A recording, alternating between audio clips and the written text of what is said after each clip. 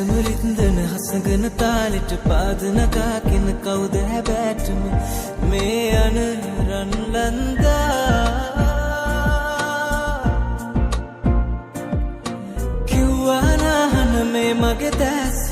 ඇසිපිය නොහේලනවා